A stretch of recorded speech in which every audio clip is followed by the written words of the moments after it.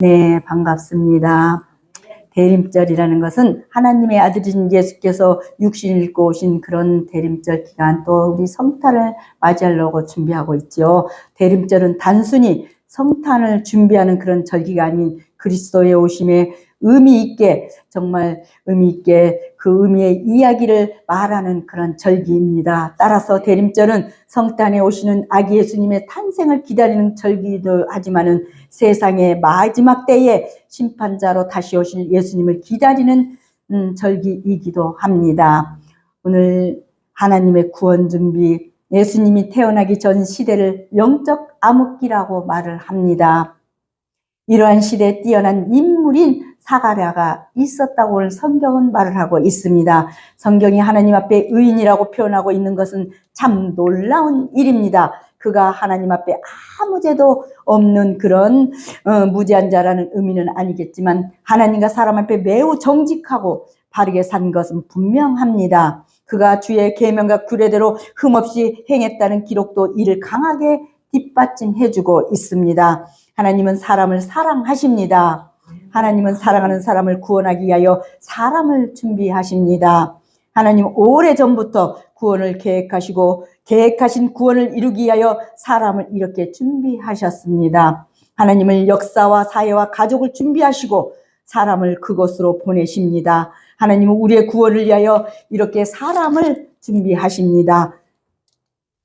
우리가 주일이나 명절을 지내려면 어떻게 해요? 가족들이 모여 준비하는 일이 참 많이 있습니다. 가장 먼저 준비하는 것이 바로 음식이 아닌가 싶습니다. 온 가족이 모였을 때 맛있는 것을 배불리 먹기 위해 준비를 합니다. 준비하는 분위기가 가족의 문화이기도 하고 또 가족의 화목함을 증명하기도 합니다. 그리고 명절에 도착하는 가족을 위해 집안을 또 깨끗이 청소도 합니다. 집안 청소 역시 명절 준비하는 그런 가정이 아닌가 싶습니다. 명절 준비가 이렇게 잘 되면 즐거운 명절을 지낼 수가 있습니다. 교회도 주일도 마찬가지죠. 사실 가장 멋진 준비는 음식이나 청소보다는 명절을 맞이하는 이런 마음이 아닌가 싶습니다.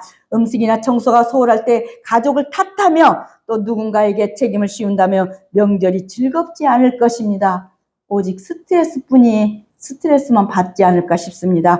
누군가 실수가 있더라도 감싸주는 그런 마음, 함께 책임을 지려는 마음이 있어야 합니다. 그것이 곧 가족의 힘을 모으는 일이기 때문입니다. 명절을 이렇게 지내는데 준비가 있어야 하는데 하나님이 우리를 구원하시려 할 때는 어떠하시겠냐는 것입니다. 하나님이 우리의 구원을 위해 준비를 하셨습니다. 하나님의 구원 준비는 한치의 소홀함도 없습니다. 하나님이 구원을 준비하시면서 사람, 문화, 가족, 구원받을 백성을 준비하셨습니다. 하나님이 보내신 바로 구원자가 등장할 만한 그런 배경을 하나님이 준비하셨다는 것입니다. 오늘 대림절 첫 주간을 맞이하는 오늘 주일에 하나님의 구원 준비를 오늘 말씀을 통해서 잠깐 상고해 보겠습니다. 첫째로 가정을 준비하신 하나님, 오늘 세례 요한의 아버지 사가랴와 그 어머니 엘리사벳은 모든 사람들과 마찬가지로 하나님 보시기에 죄인이었다고 로마서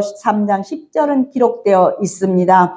기록된 바 의인은 없나니 하나도 없으며 깨닫는 자도 없고 하나님을 찾는 자도 없고, 그러나 율법적인 맥락에서 볼 때 그들은 신앙심이 깊고 흠이 없는 경건한 사람들이었습니다. 그런데도 불행히 그들에게는 아이가 없었습니다. 더욱 안타까운 것은 엘리사벳이 나이가 많아 더 이상 아이를 기대할 수가 없었다는 것입니다. 사실 자식이 여호와께서 허락하신 상급으로 바로 인정되던 유대 사회에서 그 옛날에는 자식이 얼마나 진짜 그거 완전히 그러잖아요.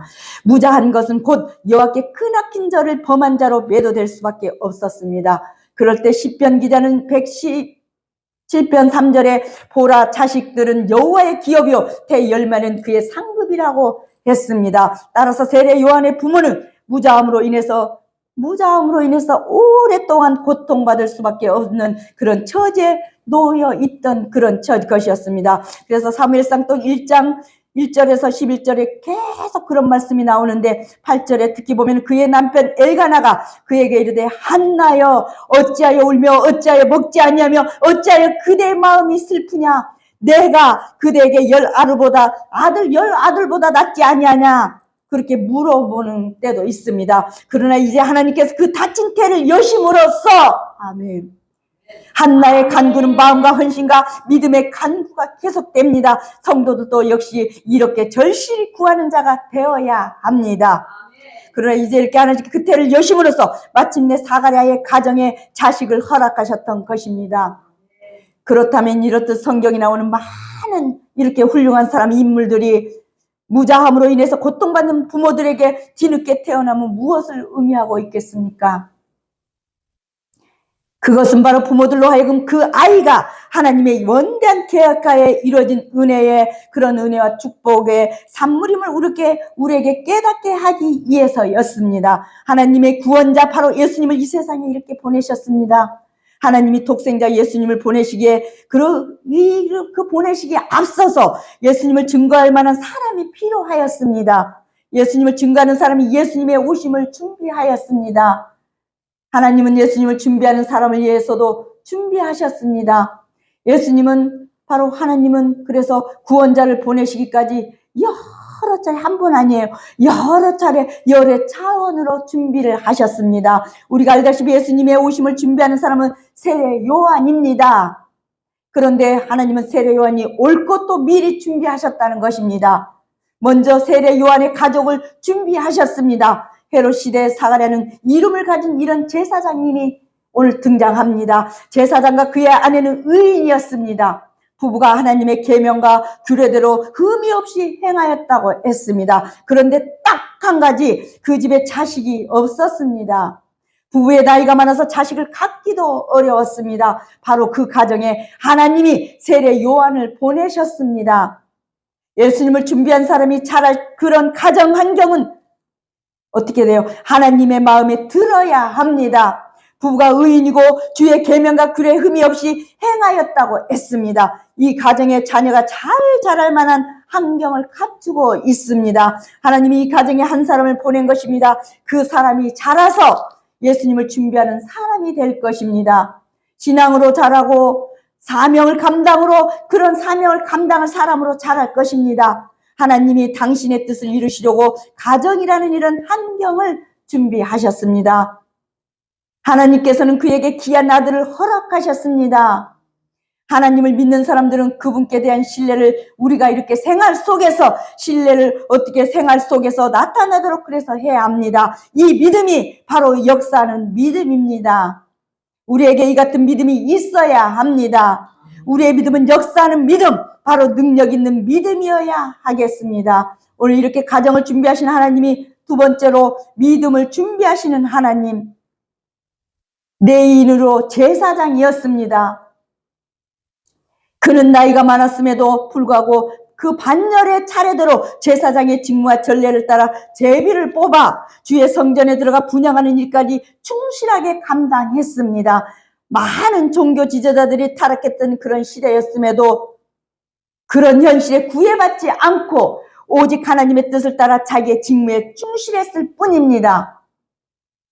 이렇게 오늘 본문에 본 사가랴가 성전에서 분향하는 동안 수많은 사람들이 성전 밖에서 기도하고 있었다는 사실이 나타나 있습니다. 8절, 10절. 이는 바로 우리의 예배와 기도의 상관관계를 보여주는 것이라 저는 보고 있습니다. 즉, 주의 몸된 교회에서 드려주는 예배는 항상 마음을 합한 그런 합심, 그런 기도가 함께 드려져야 함을 깨닫게 해줍니다. 또한 성전 안에서 드려진 사가랴의 분향은 또 하나의 중요한 진리를 위해 우리들에게 보여주고 있습니다. 즉, 이 분향은 성전 바깥에서 드려지는 백성들의 기도를 모아서 하나님께 드린다는 성경의 의미가 담긴 것이었습니다. 계시록 5장 8절에 보면 그 마지막 구절에 성도들의 기도드리라 라고 기록되어 있습니다. 그렇다면 백성을 대표한 제사장의 분향은 무엇을 의미하겠습니까? 그것은 우리가 하나님께 드리는 모든 기도는 이에 있는 하나님의 성전에서 드려지는 그리스도의 족보, 기도에 의해서만 받아들여지고 또 성취되어질 수밖에 수 있다는 그런 사실을 우리에게 보여주고 있습니다. 한편 여호와께 올려지는 이 분향은 매일 끊임없이 드려야 하는 것입니다. 우리가 기도를 그래서 매일 끊임없이 드려야 한다는 것입니다. 레위기 24장 7절에는 너는 또 정결한 유황을 그 각 줄 이에 두어 기념물로 여호와께 화제를 삼을 것이며 이렇게 말씀하고 있습니다. 또 역대하 13장 11절에는 하나님은 자기 일꾼을 찾으시고 그의 율법대로 행하며 신앙의 개혁을 일으키는 백성을 통해서 일하신다고 기록되어 있습니다. 마찬가지로 우리 역시 주를 향해 매일 끊임없이 기도드려야 합니다. 만일 우리가 신령한 진정으로 기도하지 않는다면, 그리고 계속해서 하나님을 바라지 않는다면 우리는 그 어떤 그리스도의 중재도 기대할 수가 없습니다. 그리고 무엇보다도 우리의 기도가 아무리 훌륭하다 할지라도 살아 계셔서 항상 중보기도 해주시는 그리스도의 중재를 통하지 않고서는 그 어떠한 응답도 얻을 수가 없습니다. 세례 요한의 아버지 사가랴는 제사장입니다. 제사장은 역할을 갖고 있습니다. 그것은 하나님께 영광을 돌리는 제사의 직무를 행하는 것입니다. 이스라엘의 제사장은 한 사람만 있는 것은 아닙니다. 여러 명의 제사장이 있었습니다. 즉 제사장 그룹이 있었다는 것이죠. 제사장들에게는 직무를 행하는 차례가 있었습니다. 순서에 따라 기도의 차례가 우리도 있죠. 어느 한 해의 차례가 돌아오고 어느 한 제사의 제사장으로 제비 뽑히면 그때 제사장의 직무를 행해야 합니다. 사가랴가 제사장으로 뽑혀서 성전에 들어가 이렇게 분향을 합니다. 사가랴가 성전 안에 있을 때 모든 백성들이 밖에서 기도합니다. 제사장이 제사를 드리고 백성들이 기도를 하는 것은 무엇을 의미하는 것일까요? 그 백성들에게 하나님을 향한 믿음이 있다는 것입니다. 물론 당신의 사람들에게 형식적인 제사도 있을 것이고 또 타락한 제사장도 그때도 존재했습니다. 그래도 백성들과 나라 안에 하나님을 향한 기본적인 믿음이 존재했습니다. 당시 사람들에게는 메시아가 올 것이라는 믿음이 있었습니다. 그리고 믿음이 혼탁한 사태라 해도, 그런 상태라 해도 견고한 사람들이 있었습니다. 제사장 사가랴 부부가 경건한 사람들이었습니다. 비록 믿음이 혼탁해진 사회라 할지라도 경건한 사람들이 믿음을 유지하고 사회를 밝게 한다는 것이죠. 경건한 사람들이 믿음의 거룩함을 유지하고 혼탁한 믿음을 깨끗하게 하는데 힘을 썼습니다. 하나님이 구원을 위한 이렇게 믿음을 준비하십니다. 이렇게 믿음을 준비하신 하나님께서 세 번째로 사람을 준비하신 하나님, 사가랴가 자기의 직무를 행하고자 주의 성전에서 분향하고 있을 때 가브리엘 천사가 나타나 그 애가 어떻게 했어요? 아이가 있으리라고 예언을 합니다. 그 아이는 주 앞에 큰 자가 되며 모태로부터 성령의 충만함을 받아, 우리도 늘 성령 충만을 받기를 기도하잖아요. 성령의 충만을 받아 이스라엘 자손을 하나님께로 많이 돌아가게 하고 특별한 능력으로 크고 놀라운 일을 할 선지자가 될 것이라는 예언이 선포되어 있습니다. 사가랴는 그 시대의 의인이었을 뿐만 아니라 주의 길을 준비하는 중요한 일을 이렇게 담당하였습니다.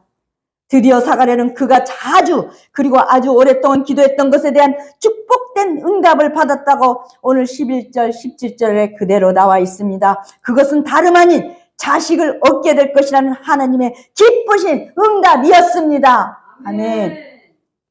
이와 마찬가지로 우리의 마음의 기도는 그것이 그 즉시 이루어지지 않는다 할지라도 하나님께서는 결코 그것을 잊지 않으십니다. 그것은 반드시 하늘에 쌓여 하나님의 응답을 때를 정말 기다릴 것입니다. 사실 우리가 젊어서 그리고 세상에 첫발 내디뎠을 때 했던 기도들이 우리가 아주 늙어서 세상을 떠나갈 때 응답되어질 수도 있다고 했습니다. 이렇게 자신의 기도보다 정말 내가 했던 그런 기도했던 것보다 기대보다 훨씬 늦게 주어지는 기도의 응답들을, 즉각적인 응답의 기도와 똑같은 하나님의 산물임을 그래도 우리는 알아야 한다는 것입니다. 이렇게 사가랴에게 임한 하나님의 응답 속에는 그가 얻게 될 아들이 어떤 인물인지도 예고되고 있습니다. 오늘 13절 17절 즉 사가랴가 노년에 얻게 될 아들은 바로 수많은 영혼들을 하나님께로 돌이키는 바로 도구가 되며, 하나의 도구라고 했어요. 우리는 주의 일을 하는데 하나의 도구일 뿐입니다. 돌이키는 도구가 되면 또 무심령들에게 그리스도의 복음을 받아들이도록 준비시키게 한 인물이었습니다. 실로 사가랴가 얻을 아들은 그리스도에 앞서 다 담대하고도 정열적으로 그리고 지극히 거룩하고 강직한 심령을 가지고 올 것입니다. 그리하여 그는 불순종하고 이렇게 빼앗가는 자들을 그들의 의로운 선조들의 정말 선조들이 가졌던 믿음의 지혜로 다시 돌이킬 것입니다. 뿐만 아니라 한 걸음 더 나아가 자기 뒤에 오실 예수 그리스도에게로 많은 영혼들을 인도할 것이라고 했습니다. 그리스도인은 누구나 복음 전파자입니다. 저와 여러분들은 복음 전파자는 사실을 전하되 보고 들은 사실을 전해야 합니다. 안개비네. 아멘. 사가랴가 제사장의 직무를 행하는데 뒤에 사자가 사가랴 앞에 이렇게 나타났습니다. 사가랴가 놀랐습니다. 제사장들이 직무를 향할 때 주의 사자를 만나는 적은 별로 없습니다. 하나님이 당신을 마구 드러내시지 않습니다. 아무 데서나 드러내시지 않습니다. 하나님이 아주 특별한 계획이 있을 때 사람에게 나타나십니다. 하나님이 사가랴를 향해 특별한 계획이 있음을 알려주십니다. 주의 사자가 사가랴에게 무서워하지 말라고 하십니다. 그리고 사가랴의 간구함을 들어주셨고 그의 아들 엘리사벳이 아들을 낳을 것이라고 말씀을 하십니다. 아들의 이름을 요한이라고 지으라고 이야기하셨습니다. 아들이 태어나면 먼저 아버지인 사가랴가 즐거워할 것입니다. 많은 사람들이 아들의 태어남을 기뻐할 것입니다. 나이가 들도록 자식이 없는 이런 집에 아들이 태어난다면 얼마나 기쁜 일이겠습니까? 여러분들은 자식이 다 있어서 뭐 별로 그렇게 자식이 귀한지 어쩐지 그런 걸 모르고 네.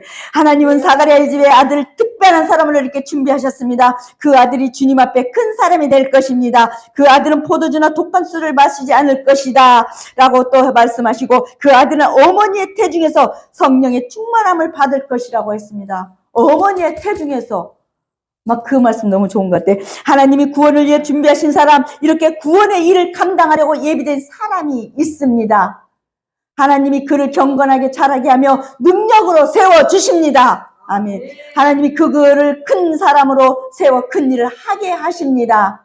하나님이 예비하신 구원이 가장 위대한 일입니다. 그래서 이렇게 사람을 준비하신 하나님께서 마지막으로 백성을 준비하신 하나님, 그렇다면 이런 천사의 예언에 대한 사가랴의 태도는 어떠했을까요? 여러분 같았으면 또 어떻게 하셨을까요? 사가랴는 천사가 말하는 모든 것을 듣고도 의심에 참 반응을 보였습니다. 어찌 안 그렇겠습니까? 사실 이 같은 의심은 바로 하나님의 말씀에 대한 불신앙이었기에 하나님은 그로 하여금 더 이상 말을 못하도록 한시적으로 그를 벙어리로 만들었습니다. 실로 이러한 하나님의 처벌은 정당한 것입니다.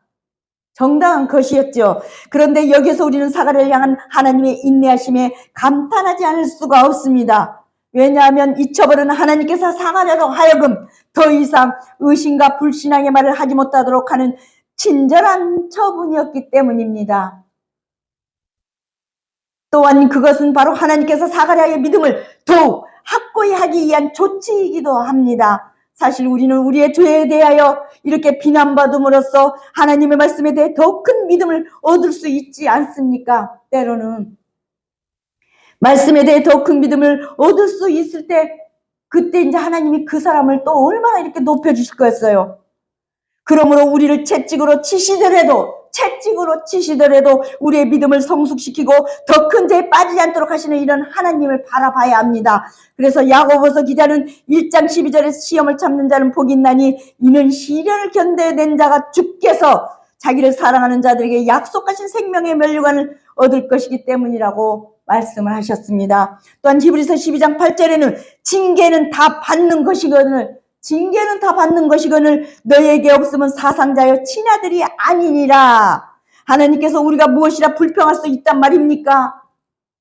이처럼 하나님께서는 아무리 믿음이 좋은 자라 할지라도 그를 스스로 의심에 휩싸인다면 결국 하나님의 영광을 가리게 된다는 사실을 너무도 잘 알고 계십니다. 따라서 그들이 직접 정말 진정 기쁨과 즐거움으로 하나님을 찬양할 때까지, 이 사람이 정말 기쁨과 감사와 즐거움으로 찬양할 때까지 그들의 입을 침묵하게 하신다는 것입니다. 더 이상 죄를 짓지 않도록. 그러므로 우리는 혹 하나님의 단언 징계를 받은 경우에라 할지라도 그 속에서 하나님의 은혜로운 호의를 주목해야 합니다. 하나님의 아들과 깊이 너희를 대우하시나니 아들과 같이 우리를 하나님의 아들과 같이 너희를 대우하시나니 어찌 아비가 징계하지 않는 아들이 있으리요 했습니다. 히브리서 12장 7절에는 세상의 부모들이 자손들로 인하여 존경을 받고 부모의 뜻을 순종하도록 하기 위해 자식들의 잘못을 바로 잡는 주는 것과 같다고 했습니다. 하나님이 세우신 사람이 일할 대상이 있습니다. 그 대상이 누구입니까? 바로 하나님의 백성입니다. 하나님의 뜻을 잘 모르고 하나님의 뜻과는 반대로 행하는 사람들도 있습니다. 반면에 하나님을 안다고 할지라도 하나님의 뜻을 행하고 싶어도 또 그럴 만한 환경이 안 되는 사람들도 있습니다. 사실 일이 불변하고 정말 일은 너무 불안하고 고통스러운 사람도 있을 것입니다. 여전히 죄에 노출되어 있고 쉽게 넘어질 만한 심성을 가진 마음이 약한 그런 소심한 사람도 있습니다. 혹은 자신의 경험과 지식과 정말 고정관념에 사로잡혀서 하나님을 제대로 만나지 못하는 사람들도 이 땅에 존재합니다.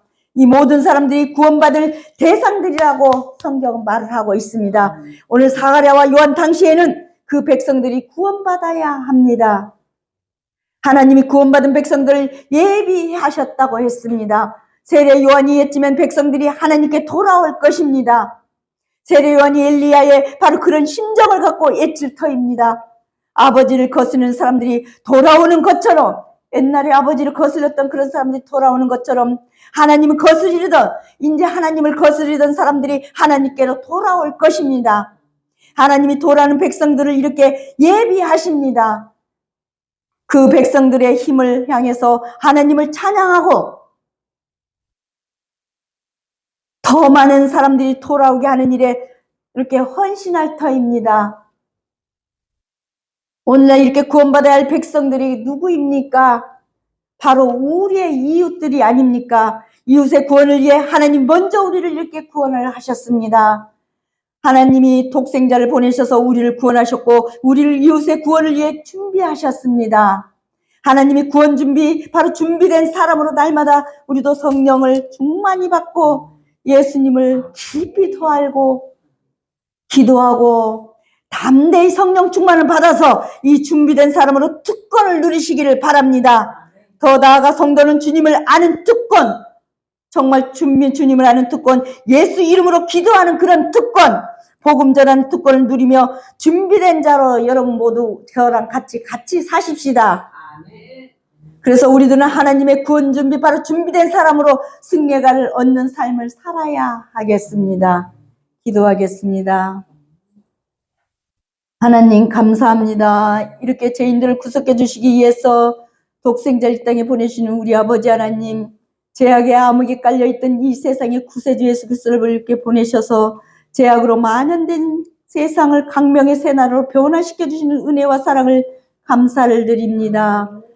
오늘 이렇게 거룩한 성인의 예배를 통해서 부정적이고 소극적인 생각이 사로잡혔던 사람의 눈은 하나님의 하늘의 놀라운 영광을 보게 영안이 열려지게 하여 주시옵소서.